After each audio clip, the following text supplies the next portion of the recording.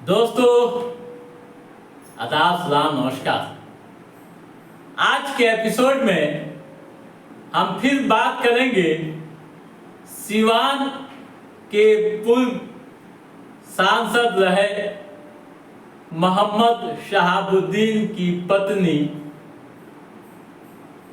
हिना शहाब व बेटे ओसामा शहाब के बारे में। दोस्तों, बिहार की सियासी गलियारों में एक बड़ी चर्चा हो रही है। चर्चा क्या हो रही है कि आगामी विधानसभा चुनाव में हिना शहाब ही आरजेडी का नाव पार कराएंगी। दोस्तों, जनसुराज के सूत्रधार व प्रसिद्ध रणनीतिकार से राजनेता बने प्रशांत किशोर के चैलेंज के बाद बिहार की सियासत, खासकर आरजेडी की सियासत अब सीधे हिना शहाब पर टिकी हुई है। जैसा कि आप जानते हैं कि प्रसिद्ध रणनीतिकार प्रशांत किशोर ने आरजेडी को बड़ा चैलेंज किया है। तेजस्वी को कई अहम चैलेंज दिए हैं मुस्लिम वोटों को लेकर। उन्होंने साफ कहा, यानी पीके ने, कि लालू यादव के लालटेन के लिए मुस्लिम वोटर्स महज मिट्टी तेल बंद कर रह गए। उन्होंने तेजस्वी यादव को चैलेंज किया और कहा कि बिहार के 40 सीटों पर मुस्लिम कैंडिडेट उतारे।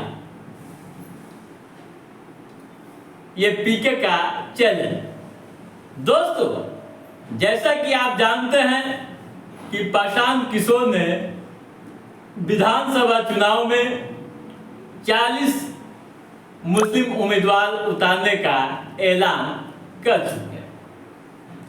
ऐसे में आरजेडी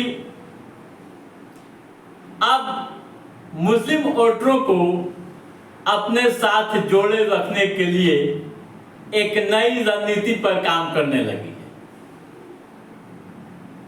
वह नई रणनीति क्या है, आप बखूबी समझते हैं, यानी शहाबुद्दीन का परिवार। किसी भी तरह से उनको जोड़कर लाना है।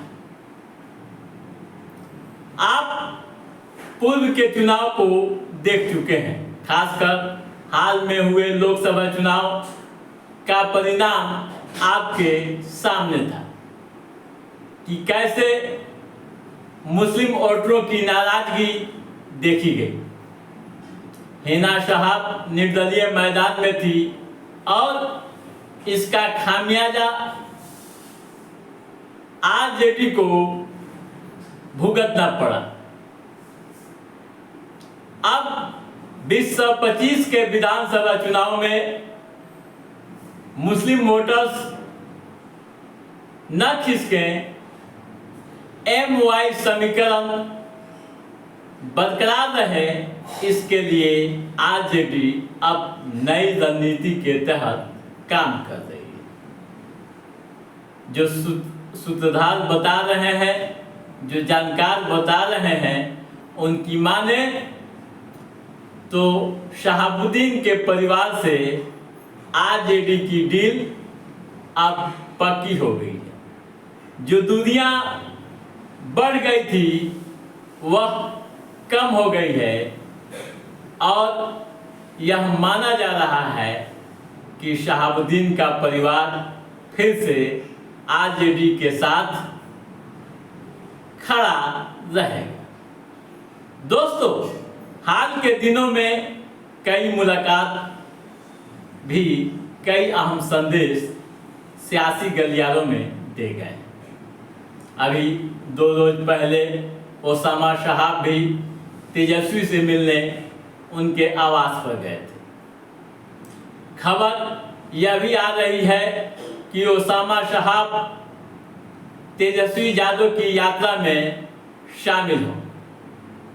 चर्चा यह भी हो रही है कि जो नाराजगी थी शहाबुद्दीन के परिवार की, वह अब खत्म हो गई है और आगामी विधानसभा चुनाव में वे आरजेडी का नाव पार कराएंगे। दोस्तों,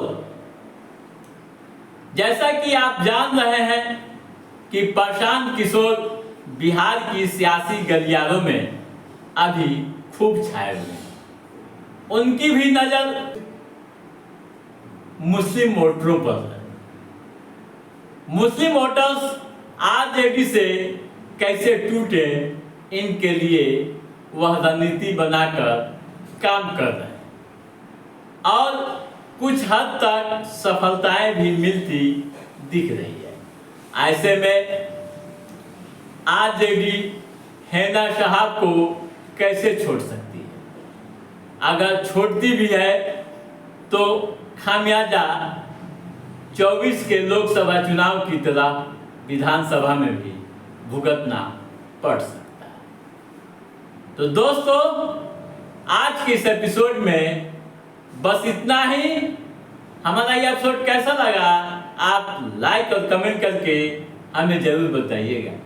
यदि आपने हमारे चैनल को सब्सक्राइब नहीं किया है तो सब्सक्राइब भी कीजिएगा, ताकि इस तरह की महत्वपूर्ण गतिविधियों संबंधी जो भी अप टू डेट है उसे हम समय समय पर आपके बीच पहुंचाते रहेंगे।